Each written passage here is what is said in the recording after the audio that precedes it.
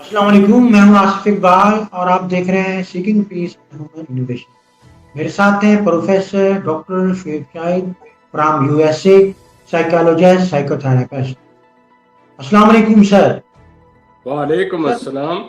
मैं आपसे ये जानना चाहूंगा कि हमारे मशरकी कल्चर में शुरू से ही वो मुलाकात पैदा होते हैं जिससे औरत के हकूक पामाल हो रहे हैं।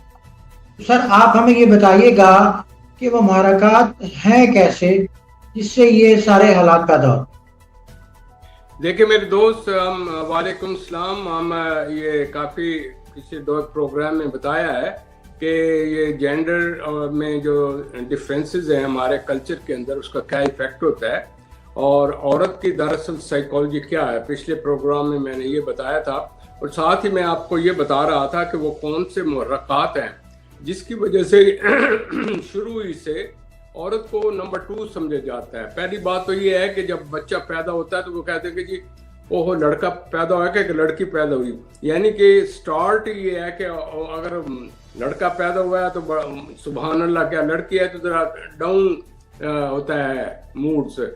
और बाज़ औक़ात तो ये होता है कि बच्चे मेल बच्चे की खातिर 10-10 11-11 लड़कियां हो जाती हैं उसकी खातिर। बाज़ औक़ात ये भी देखा गया है कि बाज़ घरानों में ये नेक्स्ट वो होता है ना, फैमिली में जो हेड होता है या उसका लीडर बनता है वो लड़का ही बनता है। उसकी खातिर कई कई कई शादियां हो रही होती हैं और इसका रिजल्ट ये होता है जो बच्चे हैं जो जिनके यहाँ ये प्रोडक्टिविटी नहीं होती तो उस औरतों को बेचारे को बड़ा एक नेगेटिव इम्पैक्ट लेना पड़ता है। हालांकि मैंने शुरू में आपको बताया था एक्स और वाई का चक्कर होता है इसमें। स्ट्रॉन्ग अगर उसके होंगे मेल के आई में से जीन्स तो मेल डोमिनेट करेगा, उसमें यहाँ लड़का पैदा होगा। तो पहली बात तो ये है। फिर दूसरी बात ये है कि शुरू ही से वो क्वेश्चन हो जाता है ईगो का और रिवेंज का। मिसाल के तौर पर लड़की को जहाँ कहीं भी यूज किया जाता है as a revenge tool use इस्तेमाल किया जाता है। मसलन कोई लड़ाई बड़ाई हुई या कुछ हुई तो शादी ब्याह में या इससे पहले भी तो लड़की को एक नंबर 2 समझा जाता है। मसलन कोई गलती शलती हो गई है तो लड़की को जी अपनी लड़की को लगाम दें, लड़के को कुछ नहीं कहते। और अच्छा, लड़की अंदर बैठी रहती हैं तो वो अपने कई एक्टिविटी देखो मेच्योरिटी की बात होती है, लड़कों को खुला डुला छोड़ा हुआ होता है, वो बेशक कहीं मुंह मारते फिरते रहे। इसी तरीके से जो उनकी प्रेजेंट जो पर्सनैलिटी लेवल या उनके जो टेम्परामेंट्स होते हैं वो शुरू ही से कमज़ोर होते हैं। मिसाल के तौर पर लड़के को उठाया जाएगा, लड़के को कहेगा खामोश रहो, लड़कियां ज़्यादा नहीं बोलती, वो मासूम होती हैं जी, वो जो डॉल होती हैं, दिस होती हैं, वो इसी कमज़ोर शख्सियत के साथ वो आगे जाती है तो थ्रू आउट कमज़ोर रहती हैं। इसके अलावा जो हेल्दी और वेल्दी लोग होते हैं उनके यहाँ फिर भी औरत की कोई वैल्यू होती है, लेकिन जहाँ पॉवर्टी और कंपटीशन के फैक्टर होते हैं, औरत ज़्यादा से ज़्यादा लेबर करती है लेकिन उसकी कोई वर्थ वैल्यू नहीं होती क्योंकि वो बेचारी बच्चे भी पैदा कर रही है, उसके बाद उनको पाल भी रही है। रिजल्टली कई एक मैंने केस आ गया, एक आध आपको बताएंगे कि आजकल कई एक ट्रेजिडी के केसेस में पड़े हैं अंडर ऑब्जर्वेशन, तो आपको शेयर भी करेंगे क्या होता है। फिर उसके बाद ये होता है कि जो डोमेस्टिक क्लैशेस होती हैं या इस किस्म की जो कंडीशंस होती हैं उसमें जो औरत होती है वो ज़्यादा उसके सीन नज़र आते हैं। जब ये सीन नज़र आते हैं तो घर में पता चलता है कि औरत को दबाया जाए, गलती हुई तो मियाँ ने जो मुंह में निकाल किया, बच्चे सहमे हुए हैं, खासतौर पर लड़कियां सहमी कि यार हमारा फ्यूचर क्या होगा, हमारी माँ का ये हाल है तो उधर क्या होगा। इसी तरीके से चिल्ड्रन जो है एज में ट्रामा होता है, अगर शुरू की एज में ट्रामा हो जाए किसी किस्म का, जो कि हमारे यहाँ मैनिपुलेशन होती है कि लड़कियों को गोद में बिठा लेना या इस किस्म की, फिर उनके जिस्म के हरकत करना, फिर उनको इस किस्म का मैनिपुलेशन करना, तो इसका इम्पैक्ट सबसे ज़्यादा गहरा जो होता है वो लड़की ज़ात पर होता है। तो वो जो उसको एक किस्म की शुरू में पंजाबी में कहते हैं जस्सी सी पड़ जाना या सेक्सी कॉन्सेप्ट हो जाना, वो उसके साथ थ्रू आउट लाइफ रहता है। तो बाज़ मैरिज होने के बावजूद भी ये मसले हल नहीं होते। हम आगे जाएंगे कि उसमें क्या ग्लैंड वर्ग क्या चेंजेस होती हैं। अलावा फैमिली के अंदर जो मुख्तलिफ किस्म की स्टोरीज और रिवेंज की कहानी सुनाई जाती है, जो फलानी कुड़ी ने की था उन्होंने तलाक दे दी थी, फलाना उन्होंने मुंडा ऐं सी, यानी कि उसको शुरू ही से कह रहे कि भाई हमारे ज़रा ठीक ठाक बाल के चलो। मतलब क्या है कि किसी वक्त भी निकाली जा सकती हो, डाइवोर्स हो सकती है। ख़ास तौर पर ये जो आपके देहाती इलाके होते हैं, वहाँ ये बहुत चीज़ फैली हुई है। और मैं आपको बताऊंगा, मुझे बड़ा दुख होता है, ये स्लोगन लेकर खड़ी तो हो जाती हैं जी हमारे राइट्स हमारे, कभी किसी ने भूल कर गए हैं कि उन मोहल्लों में जाकर देखें, उन देहातों में जाकर देखें बेचारियों का क्या हालत है, उसका कोई परेशान हाल नहीं। ये सिर्फ अपनी शोबाजी के लिए जी फलानी जी NGO है जी फलान जी है, तो उनका काम तो ये है कि वहाँ अवेयरनेस क्रिएट करें। फिर उनमें कोई अवेयरनेस ये नहीं है कि उनको फिजिकल अब्यूज कर दिया, वो डरती हैं कि हम कहाँ जाएं, किसके पास जाएं, थानेदार के पास जाएं, वो कई चीज़ों को छुपा लेती हैं। फिर उसके बाद फिजिकल जब अब्यूज होती हैं तो उसके बाद वो एक नंबर 2 मखलूक जिस तरह होता है इस तरीके से अपनी जिंदगी गुजारते हैं। सर, इस सिचुएशन के तहत तलाक की शरह क्या है सर, इस बारे में गाइड कीजिए। हाँ, ये देखें तलाक की शरह जो है वो बढ़ती चली जा रहा है, high rate of divorce rate हो रहे हैं, और उनके अंदर वो जो स्टेजेस ऑफ एडजस्टमेंट रहती हैं उनके ऊपर को गौर करता ही नहीं, क्योंकि हमारे यहाँ कोई फैमिली काउंसलिंग नहीं है, हमारे यहाँ कोई इस किस्म की एक्टिव आई में से एडवाइजिंग के सेंटर नहीं है कि जहाँ वो जाएं उनको समझाया जाए। यहाँ होते हैं फैमिली कोर्ट होते हैं, फॉरेन सोशल वर्कर वहाँ चली जाएंगे। ऐसे भी यहाँ पर आई हैं पाकिस्तान से औरतें जो दबी हुई थी, तो दूसरे अगर तू क्यों दबी हुई है भाई, यहाँ तो ये राइट्स हैं, और वो उनको यूं उठाते हैं पीछे, उसके पीछे लग जाता है ये NGOs, और रिजल्टेंट ये है कि अगर घर आबाद भी होना है तो नहीं होता। रिजल्टेंटली शुरू ही से लड़ाइयाँ जहाँ पर, और इतनी हाई तलाक की रेट है। अच्छा, अब ये तो आगे ना इधर, अब जो आपके वेस्ट ईस्ट में है वहाँ भी तलाक का रेट बढ़ता जाए, क्योंकि टॉलरेंस नहीं है। असल में जब एक पेयर के अंदर टॉलरेंस ना हो और competition for the sake of competition और डोमिनेशन का चक्कर हो, तो वहाँ ये रिजल्ट होता है कि वो एक दूसरे को पोलराइजेशन में चले जाते हैं, और वही कहानी होती है जो मैंने पीछे अमेरिकन कल्चर की आपको बताई कि वहाँ पर क्या होता है। फिर उसके बाद जब ये कंडीशन आती है आर्म्स फिर निकल आ जाते हो, तो साड़ी कुड़ी ने क्या, साड़ी कुड़ी तू लैके नट गया, उन थोड़ी असा लैके आनी है। As a result of it और जी बंदूकें निकली हुई हैं, ठा हो रहा है। फिर उसके बाद लॉन्ग एजे में कोर्ट में चले गए, वहाँ पुलिस और जनाब कोर्ट की बल्ले ही बल्ले, उनकी तो इससे माया चमकती है ना जी। और वो खानदान भूखे हो रहे हैं, जमीनें बेच रहे हैं अनाज की खातर। वो जी हमारी जी अनाज का ये जो अनाज है ना, कोई अजीब व गरीब किस्म की अनाज है कि अगर आपकी तहत एक औरत ना चले या एक मर्द ना चले तो आप ये समझते हैं कि हमारी खानदान की अना है, और यहाँ बदनाम रिलीजन को किया जाता है। हालांकि कल्चरल काम प्रॉब्लम है, मजहब तो इतना खूबसूरत है कि आप सोच ही नहीं सकते। तो as a result of it ये फैक्टर मैं बता रहा हूँ, इसका इम्पैक्ट जिस वक्त उसके ऊपर पड़ता है नौजवान लड़की पर या इन चीज़ों पर, तो यू कांट इमेजिन इट। तो लेट अस गो, क्योंकि टॉपिक बड़ा लंबा है, जरा अगला सवाल लीजिएगा, हम आगे की तरफ चलते हैं। सर, आप हमें ये भी बताइएगा कि सेक्स क्राइम क्यों हो रहे हैं। ये जी सेक्स क्राइम पर आप बहुत आगे चले गए हैं। हमें सेक्स क्राइम से पहले हमें वो स्टेजेस ऑफ मैच्योरिटी और डेवलपमेंट पर बात करनी होगी।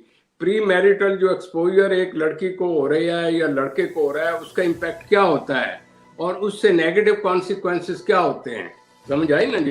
पहले हम उनकी तरफ आएंगे, फिर हम देखेंगे कि ये सेक्सुअल एडजस्टमेंट क्यों नहीं हो रही, ये तलाक क्यों हो रही है, और सेक्स ऑफेंसेस क्यों बढ़ रहे हैं। और इतना कुछ टीवी पर कहा जाता है, बेचारे आपके प्राइम मिनिस्टर साहब तो हर वक्त ये लगे रहते हैं कि यार खुदा के लिए कुछ समझो कुछ समझो कुछ समझो, लेकिन कौन समझता है। हर एक अपने अपने चस्पे में लगे हुए हैं। तो आइए हम उन फैक्टर्स की तरफ जाएं कि जिसकी वजह से कहाँ से ये बेस निकल रही है। देखिए ना, ह्यूमन नेचर मैंने आपको बता दिया। अब मैं ये पहले बताऊंगा कि अगर एजुकेशन लेवल अच्छा है तो वहाँ दिमाग में नॉलेज होगा, तो आदमी के अंदर मैच्योरिटी होगी, तो वो अपने हकूक और अपने आप का डिफेंस करेगा। नंबर 2, अगर उसके अंदर सेक्सुअल मैच्योरिटी नहीं है तो आप ये ना देखे करें कि एक लड़की है जी, चलो जी उसके जिस्म के नुमाया हो गए और 18 साल में जवान हो गई तो ये हो गया वो। नो, वी हैव टू सी क्या कि उसका अंदर का जो बच्चा है वो बड़ा होता है कि नहीं। आप तक प्रोग्राम की बेस तो यही है, ह्यूमन इनोवेशन। वो अंदर का बच्चा, वो बच्ची की बच्ची रहती है, फिजियोलॉजिकल ग्रो होगी, लेकिन अंदर वो बच्चा है, उसकी पर्सनैलिटी ट्रेट्स की तरफ जाएं। आप जा रहे हैं फिजिकल ट्रेड्स की तरफ। तो ये फिजिकल ट्रेड्स में ये है कि ज़्यादा मजबूत से मजबूत भी आदमी ले लें, लेकिन अंदर वो बच्चा है तो फौरन वो सब्जेक्ट टू द क्राइम, या उसको इजीली यूज कर लिया जाएगा, चाहे वो हस्बैंड करे, चाहे ससुराल करें, तो चाहे बाहर का मुआशरा करे। मसला तो ये है कि उस बच्चे की मोस्टली वो जो सेक्सुअल मेच्योरिटी वो नहीं हो रही। फैमिली, इसलिए हम कहते हैं जी फैमिली सुपरविजन करें, पेरेंटल एक्सपोजर करें, उनको लेकर जाएं, अच्छा बुरा भले का बताएं। वो तो उन्होंने आपने बताना नहीं, छुई मुई बना के अंदर रखा, वो नहीं जी हवा ना लग जाए। यार अजीब किस्म के तमाशे हैं, क्या मुझसे पूछते हैं। फिर उसके बाद जो बच्चे या लड़के लड़कियां होते हैं, उनका जो पीयर प्रेशर होता है वो सबसे आगे होता है, क्योंकि माँ बाप को कोई पता नहीं होता नीचे हर एक चार ये जो जनाब हजूर इसके जो करिश्मे है ना, इतने अजीब और गरीब हैं कि आप सोच ही नहीं सकते। सब चीज अब दुनिया जहान का उनको पता होता है, सब कुछ हो रहा है, जिसकी वजह से वो अजीब और गरीब किस्म कंफ्यूज किस्म के हैं। और मीडिया ने रहती सहती कसर पूरी कर दी है। जितनी मर्जी आप तलावतें करा दें, जितनी मजहब आप लोगों को मजहब बता दें, जो वहाँ अट्रैक्शन है मीडिया की, वहाँ उसके सामने कोई खड़ा नहीं होता। लिहाजा ये जो प्रेशर इतना ज्यादा है कि आप हज़रत नूह अलैहिस्सलाम की तरफ जाएं तो उनका बेटा जो है वो उन्होंने घर में ये ही बिकेम नॉन बिलीवर। तो as a result of it depends on the thing. Let us move a bit fast. इसके बाद होता है कि जो उसकी जो पर्सनैलिटी मेच्योरिटी होती है, उसके अंदर बहुत से अवामिल हैं। उसकी ज़ात क्या है, वो किस ख़ानदान से आ रहा है, उसकी बैकग्राउंड क्या है, उनके कल्चरल आस्पेक्ट क्या है, वो देहाती है, शहरी है, किस किस्म के है, उनके ख़ानदान की रवायात क्या है। ए जी गिलानी है जी, ए जी सैयद है जी, ए जी चौधरी है जी, अच्छा फिर उसमें स्टैंडर्ड है, ये गरीब आदमी है या अमीर आदमी है, तो उसके हिसाब से उसकी इंटरप्रिटेशन होती रहती है। लिहाजा उसका क्या होता है कि उसके अंदर जो आदमी हर एक अपनी नीड्स और मोटिव के तहत चला जा रहा है, as a result of it वो इतने ज्यादा क्राइसिस हो रहे हैं कि आप सोच लें। अब मैं यहाँ एक केस हिस्ट्री पेश करने लगा हूँ मजबूरन, टाइम मेरे पास नहीं होता तो फिर देखेंगे जिस रकम मेरे पास काफी अर्सा से केस आया हुआ है। बुखारी खानदान, लाहौर के रहने वाले, बड़ा रिच खानदान, और उसकी बड़ी यानी कि एडमिनिस्ट्रेटिव पावर बड़ी, और उसकी 3 लड़कियां हैं, एक लड़का था उसकी डेथ हो गई। उसके घर के अंदर, क्योंकि वो बुखारी खानदान से हैं, सैयद खानदान से हैं, तो उनके अंदर जो रवायात, करामात और मोइज़े और वो जो उनके इमाम जो कुछ भी हैं, मैं किसी अच्छा बुरा नहीं कह रहा, उस किस्म की जो ट्रेनिंग हो रही है, बच्ची को दबा कर रखना और ये कहना कि ये करामात होती, फलां चीज़ को टच करें तो ये हो जाता है, फिर ये मोइज़ा हो जाएगा, फलाने के साथ ये हुआ। उन्हें शुरू ही से इस सिस्टम में रखा। फिजियोलॉजिकल ग्रो हो रही हैं, अच्छे कॉलेज में पढ़ा है। अब जो बड़ी हो गए तो उनकी शादी भाई उनके लेवल के हिसाब से कर, नहीं जी हमारी रवायात ये हैं, हमने यहाँ करना, ये जी सैयद की कुड़ी के साथ सैयद की होनी चाहिए, चाहे वो सैयदा मुंडा टकेदा ना हो। और वो लड़की इतनी टैलेंटेड तीनों, और तीनों के साथ भट्ठा गोल ये हुआ है कि उसकी माँ ने जिस तरीके से तोहमात जो मैं बता रहा हूँ उसके साथ ही, वो बड़ी तो हो गई, और वो सारी उम्र जो सबसे बड़ी है वो बड़ी इंटेलिजेंट, बड़ी शार्प, मास्टर लेवल से ऊपर गई। उनको जनाब करने के बाद उसे जॉब नहीं देने दिया, ये कुड़ियाँ खराब हो जाती, सही कुड़ी है जी बाहर देखेगी, ये होगी वो होगी, उस बेचारी को पढ़ना नहीं दिया। शादी जिसके की वो ही वाज इमोशनली इमेच्योर, होता है ना एक गप्पी किस्म का, इस किस्म। As a result of it वो उस खानदान को बचाते बचाते, अपनी बहनों को बचाते बचाते वो मेंटली सिक हो गई है, और ट्रीटमेंट होने के बाद इस वक्त उसको कैंसर है। कैन यू इमेजिन, इस घरेलू वजूहात की वजह से। दूसरी बेटी जो है इतनी शार्प स्टैंडर्ड है, ये वो शादी वादी की है, लेकिन उसके अंदर जो भूसा जो बचपन में भर दिया है, पर्सनैलिटी उसकी नहीं ग्रो हुई, तो उसको ऑब्सेशन कंपल्शन है, एक्यूट किस्म का ऑब्सेशन का, घर में बैठे रहना, कोई चीज टच न करे, टच किया तो नहाना है, कोई हर एक चीज ये है। तीसरी है बेचारी वो क्योंकि उसको कोई केयर नहीं किया, लव मैरिज हुई, लव मैरिज के बाद जब वो मसले शसले उनके पूरे हो गए, उनको फेंक के चला गया, और माँ भी डेथ हो गई, बाप को पाल रही हैं, और एक अपने अपने खानदानों में बैठी रो रही हैं। तो ये क्या है, ये फिजियोलॉजिकल उसकी वो ट्रेनिंग है, वो माहौल है, वो हालात हैं जिसकी तरफ से उनको किया जाता है। हो ये रहा है कि ईस्टर्न कल्चर में, मैं पिछली बात कर रहा हूँ, नई की नहीं बात, क्योंकि देखिए मेरे इस प्रोग्राम के 3 हिस्से होंगे। मैं पहले बूढ़े पुरानों की बात कर रहा हूँ, फिर नौजवान नस्ल की बात करूंगा, फिर एंड पर मैं मौजूदा जो बच्चे बड़े हो रहे हैं 3 पर। तो मैं अभी पुरानी अपनी हिस्ट्री को दोहरा रहा हूँ, जो क्योंकि वो जो पौधे लगाए थे बड़े दरख्त होके उनके आगे फल लग के उनके आप नस्लें चल रही हैं, लेकिन वो जो अंदर कच्चापन है वो सारी उम्र उनके अंदर रहा, और हर डिसीजन में, हर काम में वो उस एंगल से, उस क्या कहते हैं, ग्लासेस से परसीव करती हैं। यार उनके चेहरे पर उनकी ब्यूटियों के पीछे ना जाएं, उनके अंदर का जो है ना मेच्योरिटी लेवल, उसकी तरफ कोई तवज्जो नहीं देगा।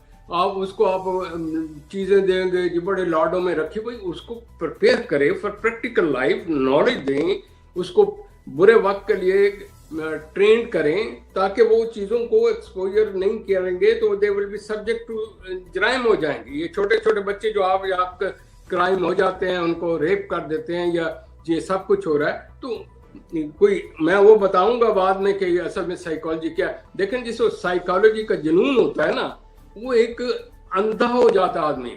फिल्में देखी, लड़कियां देखी, ये देखा तो उसको एक्साइटमेंट है, औरत औरत औरत, पता नहीं क्या चीज़ है, और वो जो ही हुए तो जो चीज़ मिली उसने ये नहीं देखना कि क्या है। मेरे पास ऐसे भी केसेस हैं, शादीशुदा बड़े ख़ानदान, दिस एंड दैट, शादी होने के बाद उसकी जो रूह है ना फंसी हुई है, उसकी बड़ी बहन की तरफ है, छोटी सी शादी होगी। कैन यू इमेजिन, वो शख्स सेक्सुअल रिलेशन करते हुए पहले उसको इमेजिन करता है, बीवी को नहीं इमेजिन करता, तो तब उसको एक्साइटमेंट तो ये काम करता है। यार बड़ी पेचीदा किस्म की इंसानी फितरत है। मैं किस किस चीज़ को चलूँ, अच्छा इस चीज़ को रखते हुए ये जो है ना, बाज़ का कुरान शरीफ का बड़ा मिस इंटरप्रिटेशन, ओ जी इस्लाम में 4 शादियों की इजाज़त है। तो भाई मेरे लिखा हुआ कि अगर एक दो की हैं तो दोनों को इक्वल नहीं दे सकते तो शादी ना करें, लटकती ना रहें। 4 का मकसद ये नहीं था कि आपको इजाजत, औरतें ज्यादा हो गई जंगों की वजह से, ये डर था कि प्रोस्टिट्यूशन हो। मैं पहले भी रिपीट कि ये चीजें हो रही हैं, तो प्लीज डोंट माइंड इट, क्योंकि मेरे पास कोई क्रॉस क्वेश्चनिंग हो नहीं रही, मुझे डेटा देना होता है। एज ए रिजल्ट ऑफ उनको बचाने के लिए कहा। फिर उसके बाद सूरत आई, ए नबी सल्लल्लाहु अलैहि वसल्लम, जब आपके हाथ ये लेने के लिए आए बैत, तो उनसे पूछने पीछे कोई गंदगी तो लेकर नहीं आई, ये चीज़ें तो नहीं, कोई चीज़ें छुपा तो नहीं रही, खुदा रसूल के तहत करेंगे। मर्दों को कहा अगर आपने शादी करनी है तो उसके करैक्टर और उसकी पर्सनैलिटी के साथ करें, क्योंकि देखें ना, ब्यूटी पहले भी बताया था, ब्यूटी तो आती चल जाती। तो लिहाजा ये जो मिस इंटरप्रिटेशन, ओ जी पैसा है ना, ओ जी 4 शादियां कर सकते, अच्छे कुड़ियां हो रही, ओ जी मुंडे वास्ते ऐसा ऐ भी कर सकते हैं, they can do anything because they have the money, they are the dominant. तो कहने का मतलब ये है कि ये जो इस किस्म की जो चीज़ें हो रही हैं, मिस इंटरप्रिटेशन इस्लाम के कर रहे हैं, तो उसके अंदर वो जो होते हैं मुख्तलिफ उसके रिलेटिव, हर एक अपने अपने इंटरप्रिटेशन करता है। जो इन लॉज आए हैं वो मुंडे को शादी कराने के लिए और इंटरप्रिटेशन करेंगे, लड़की वाले जो हैं वो और करेंगे।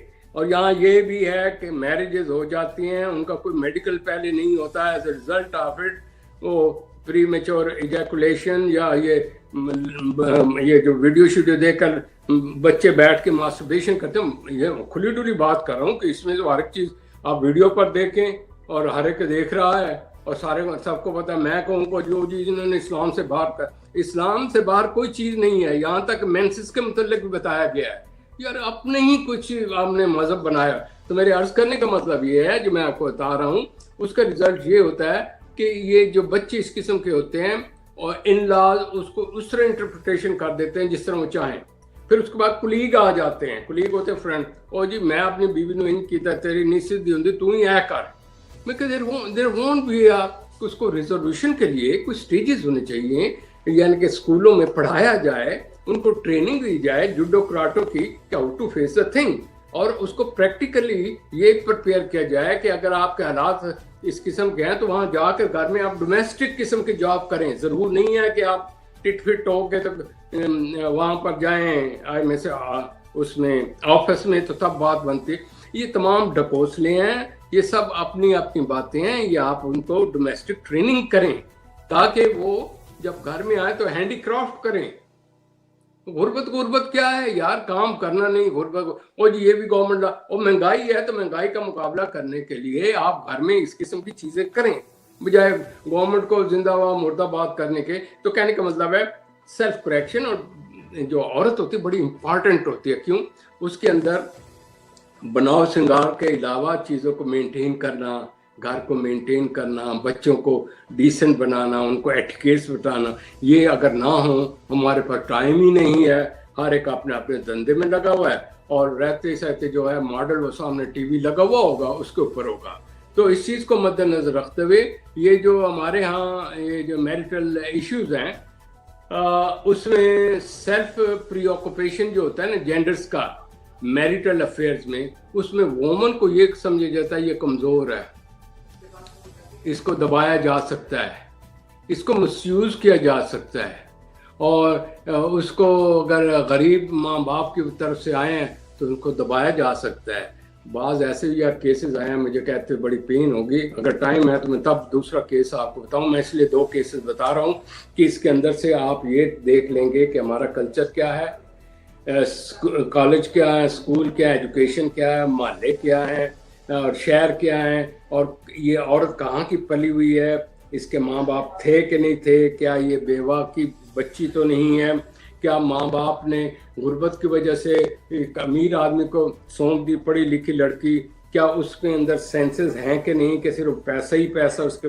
पास है, या इसके बाद अगली बात ये आ जाती है कि क्या ये भेड़ बकरियां हैं कि जिस तरीके से मर्जी आए उनको इंटरप्रेट कर दिया, और उसके बाद वो बेचारी कहती वो कहते ओ जी मेरे माँ प्यो ने मेरे कान ने गल की थी, ये जा रही हैं ते तेरा तो जनाजा निकलना चाहिए। What the hell is this man, कि तुम्हें हमने घर से निकाल दिया है, you are at the mercy of this guy, you are the mercy of this circumstances. तो उसका रिजल्ट क्या होता है मैं बताऊंगा, कौन कौन सी डिजीजेस हो रही हैं, किस किस्म के। एक तो आपके सामने बताया, अगर टाइम है मैं इस दूसरा केस पेश करने लगूं, जरा मैं टाइम बताएं। बिल्कुल सर, मैं ये चाहूंगा कि आखिर में आप हमें ये केस हिस्ट्री भी बता दीजिए, ताकि फिर हम चलें, ये तो फिर 2 ही मैं कर सकूंगा, आगे स्लाइड तो बहुत ज्यादा है। अच्छा, अब उसमें ये होता है कि वो कहते हैं ये फूलिश है, ये टॉक बातें बहुत करती हैं, ये जी इनके जो पीछे याराना था, यानी कि कहानियां बनाई हुई हैं, गरीब औरत है। मैं अब एक केस पेश करता हूँ जो मैं आजकल मेरे ऑब्जर्वेशन में जो बड़ा पेन हुआ। उस खातून ने, she is very talented, very intelligent, बड़ा के पढ़ी लिखी हुई, और शुरू में माँ डेथ हो गई तो उसने नानी ने पाला। अब नानी के ये 2-3 बच्चे थे उसके, तो नानी के पालने के बाद उसकी डेथ हो गई, वालिद साहब की डेथ हो गई, तो किसी चाची ने फिर उसे क्या, अब ये बड़ी हो रही है, पढ़ लिख रही है। अब उसके बाद she was very beautiful, she is very beautiful, उसकी शादी उठा के कर दी, और जो कि नखट्टू किस्म का, कोई जिम्मेदार किस्म का था, पढ़ा लिखा है नहीं, वो उसको मारता है, पीटता है। होते हुए जब भी उसको ख्वाहिश सेक्स की होती है तो उसकी तरफ दौड़ता है, फिर उसके बाद ये पीता पिलाता है, पी कर आता है। वो भाई वो गरीब औरत है, उसको ना होल्ड कर सकती, ना बता सकती, ना उसके एजुकेशन है, अगले ने बांध दिया।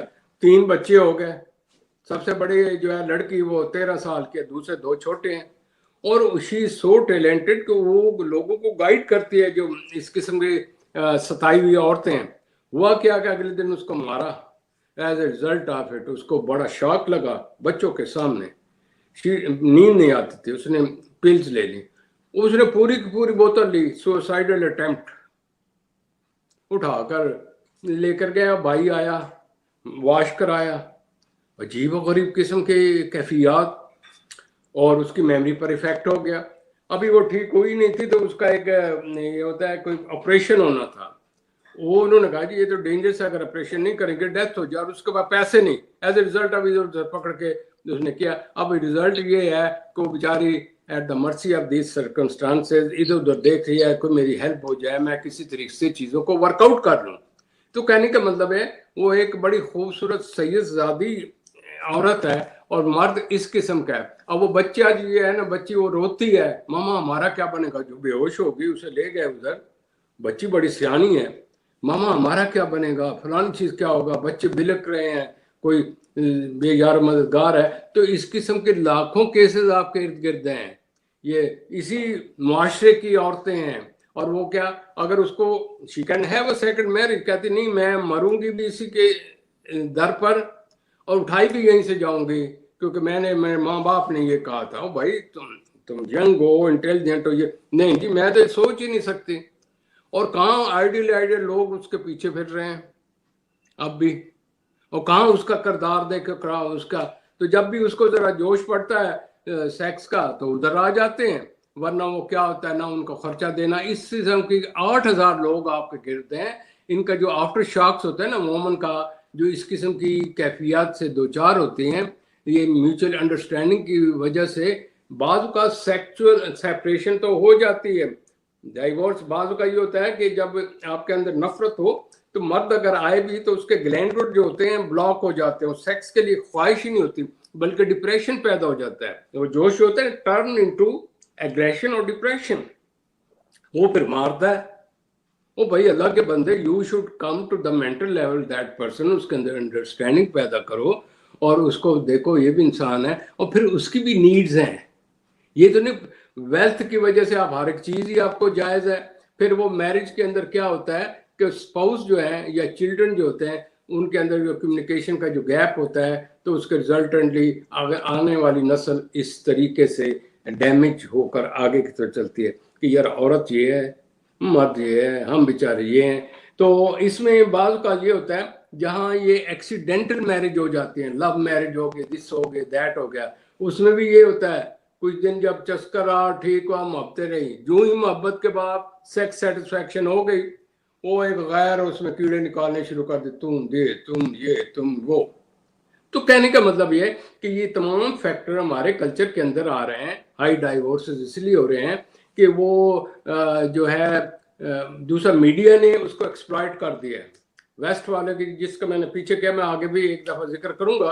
तो उसकी वजह से हमारे यहाँ फैमिली सिस्टम कमजोर होता चला जा रहा है, और जो चल रहा है वो एक किस्म के साइकोलॉजिकली सिक लोग हैं। और नंबर 3 उसकी सोल्यूशन है। देखें एक चीज ज़हन में रख लीजिए, ये जितने भी हालात की पैदा करते हैं नफ्सियाती मसाइल होते हैं, they are 100 time curable, make it sure, because these are the habit pattern. अगर उनकी हैबिट पैटर्न चेंज कर दिया जाए, उस औरत के अंदर मेच्योरिटी पैदा किया जाए, उसके जिस्म ना बढ़ाया जाए, उसके ब्रेन को पर्सनैलिटी डेवलपमेंट पैदा की जाए, वरना उसमें पर्सनैलिटी इम्पावरिशमेंट हो जाती है, वो फिजिकली ग्रो हो जाती है, लेकिन बच्चे की तरफ बच्चा रहती है। As a result of it जो आने वाली जो नस्ल है उसके अंदर ये तमाम वो चीज़ें कंटिन्यू रहती हैं और औरत कमज़ोर की कमज़ोर रहती है, वहाँ कोई काउंसलिंग फैसिलिटीज़ नहीं है। लिहाजा मैं इस प्रोग्राम को आज एक मद्देनजर से मैं चंद एक सजेशन दूंगा सिर्फ इन चीज़ों के लिए जो आपको। पहली बात तो ये है कि अगर औरत एक फीमेल है, फीमेल पैदा हुई है, तो उसमें उसका कसूर तो नहीं, तो रब्बुल इज़्ज़त ने पैदा किया। नंबर 2 वो भी इसी तरह प्रोसेस से पैदा हुई जिस तरह इंसान पैदा होता है।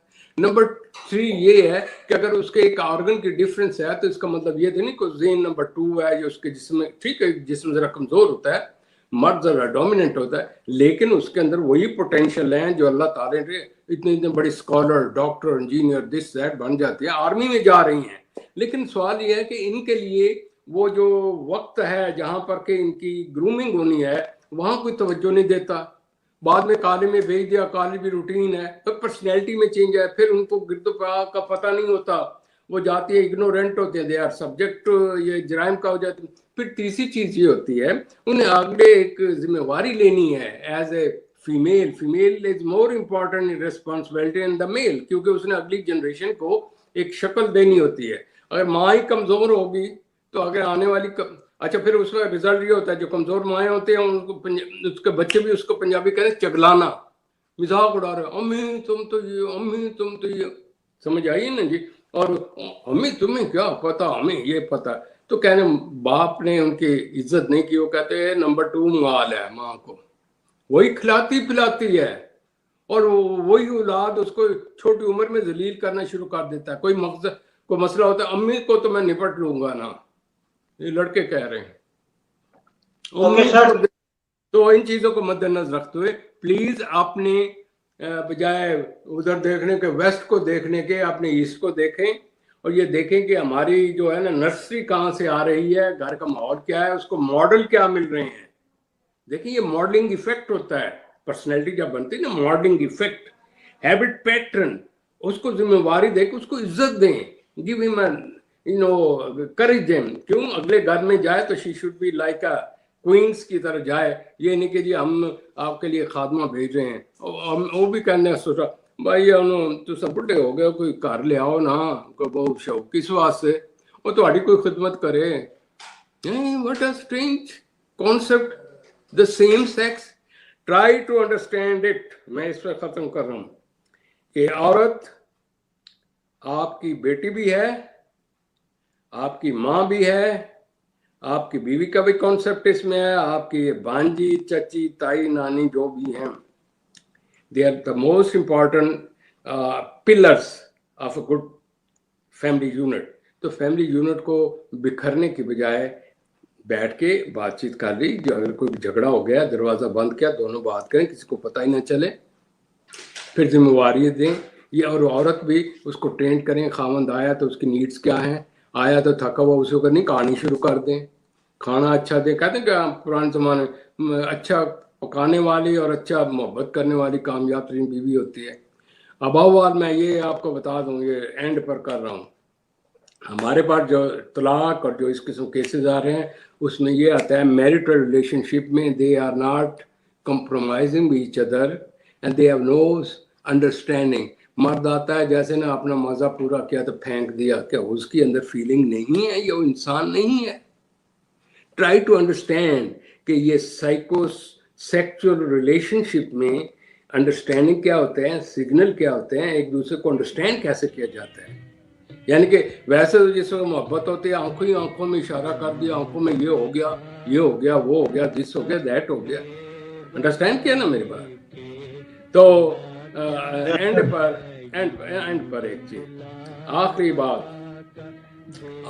आजकल मुझे चंद ही लोग मिल रहे हैं, सवाल तो बहुत होते हैं, आके ठंडे होके पड़ते हैं, सर जी मेरी तो शादी ना हुई, मैं कज़न ना बड़े मार करते, वो भी पढ़ती थी, मैं ही पढ़ती, मैं ही प्रोफेसर बन, बात जी माँ प्यो ने नहीं किया जी, वो झगड़े थे, वो जी उसने कसम कही मैं भी तेरे बगैर नहीं करनी थे, वो मैं ही क्या कि तेरे बगैर नहीं। अब वो बुढ़े हो रहे हैं तो पता क्या होता है, आया तो मुझे गाना सुनाया पुराना, मैं आपको भी भेज देता हूँ यार, वो भी इंसान हैं जिनकी शादियाँ नहीं हुई, जिन्होंने कुर्बानी दी, और कुर्बानी के बकरे किसने बनाए, माँ बाप ने। तो ये ज़रा आखिर पर उसको सुन लीजिएगा तो आप भी कहेंगे यार ये कहाँ से इसका धुआं आवाज़ कहाँ से आती है, ये ना देखें कि मैंने लगाया इस बेचारे के अंदर की। और वो भी यही इस किस्म के गाने का, पुराने गाने होते थे ना जी, very meaningful, full of human relationship इसलिए, तो मैंने वो लगा दिया कि बहुत डिप्रेशन हो रहा होगा तो उस बेचारे की भी ज़रा डिप्रेशन है। ओके, इन अल्फाज के साथ हम अगले प्रोग्राम की तरफ इंशाल्लाह जारी रखेंगे। आगे हमने जराइम पर भी बात करनी है और चंद एक नफ्सियाती बीमारी पर भी बात करेंगे। Thank you very much. ये थे हमारे साथ professor doctor Shoaib Shahid from USA, psychologist, psychotherapist. इन्हीं अल्फाज के साथ आशिक इकबाल को इजाज़त दीजिए। अल्लाह निगहबान।